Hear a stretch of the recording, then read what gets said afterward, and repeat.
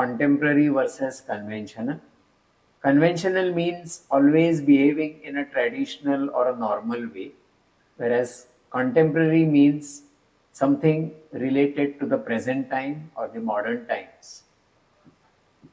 For us as spine surgeons, what concerns and matters are essentially the various types of interventions we offer our patients who come to us with faith, surrender, and dependence. So there are 4 types of interventions. One is no surgery, which is conservatism. Second is conservative surgery. Third is just adequate or essential surgery. And finally, something beyond conventional surgery, which is debatable to prevent problems in future.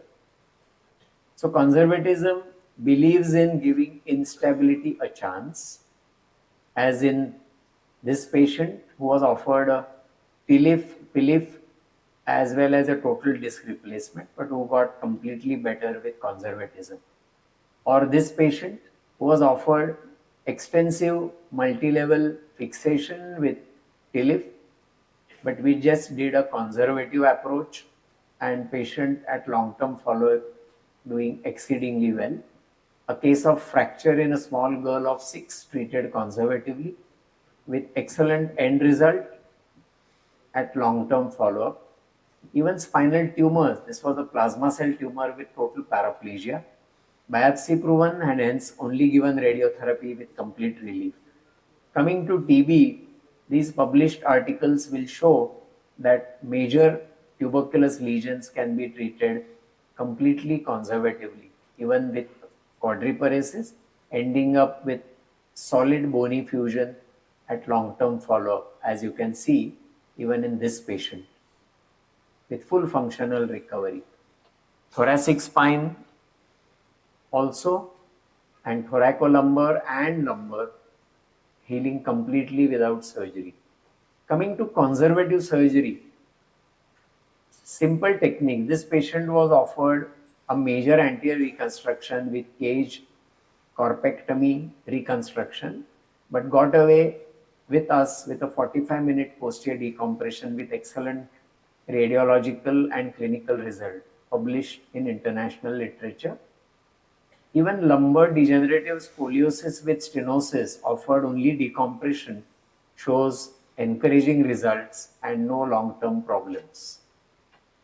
Coming to just adequate simple surgery for a complex problem, you can see here very severe cervical spine deformity tackled with front and back approach with a small piece of wire, TB spine major reconstruction without a cage, TB spine upper area with simple implant, published again in the JBCS.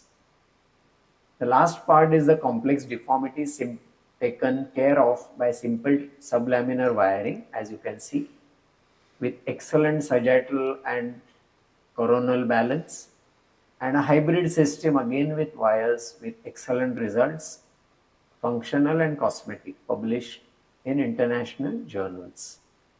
The last one is a debatable type of surgery where to prevent problems in future, spine at risk, such as anterior epiphysiodesis or posterior transpedicular epiphysiodesis and centralization. These choice of 4 or more options depends entirely on number 1 training, number 2 intuition, number 3 skill sets, number 4 mindset, number 5 commercial aspects of the situation, and finally the mindset and demands of the patients.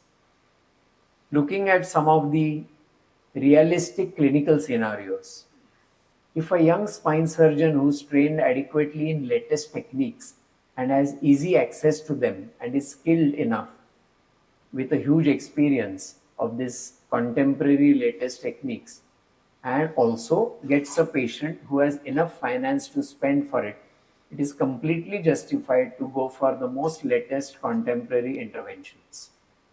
On the other hand, if a senior surgeon who is not exposed to the latest techniques and has no experience and who has in his experience consistently given excellent results with either no or simplistic surgery, and he has a patient who has full faith in him and does not specifically demand something expensive or latest, I feel the best treatment option is the one which the surgeon decides for his patient based on his experience.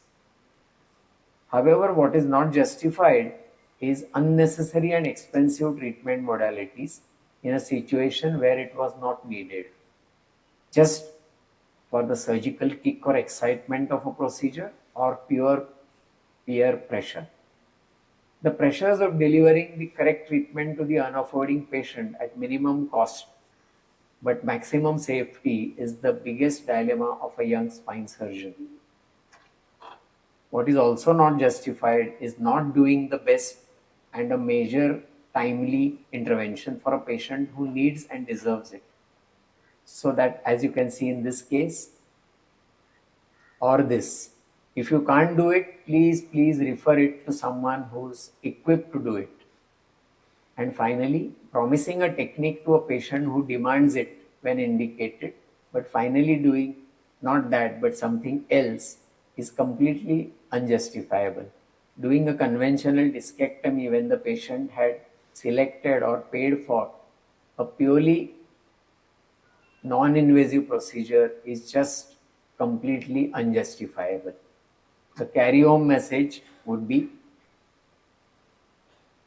as the final decision will depend on surgeon's training, surgeon's intuition, surgeon's skill sets, surgeon's mindset, and finally the commercial aspects of practice, the socio-economic setting of the beneficiaries, and finally the most important, mindset and demands of the patients under your care. It all depends on which population you are treating, who are your beneficiaries. For a tribal lady in interior Gadchiroli, you cannot offer her the technologically savvy contemporary treatment. Hence, it is very important that you understand the setting where things happen and you think about it as to what's best. So to end the discussion of contemporary versus conventional, let's not get blinded by the contemporary technological advances, but we should have a discussion with each other, the technology and the patient. And we have different mindsets, the thinking type and let everything go, but I'll do what I want mindsets. So I think दाने दाने पे लिखा है खाने वाले का नाम is the carry home message. Thank you for being with us and involving in this interesting discussion.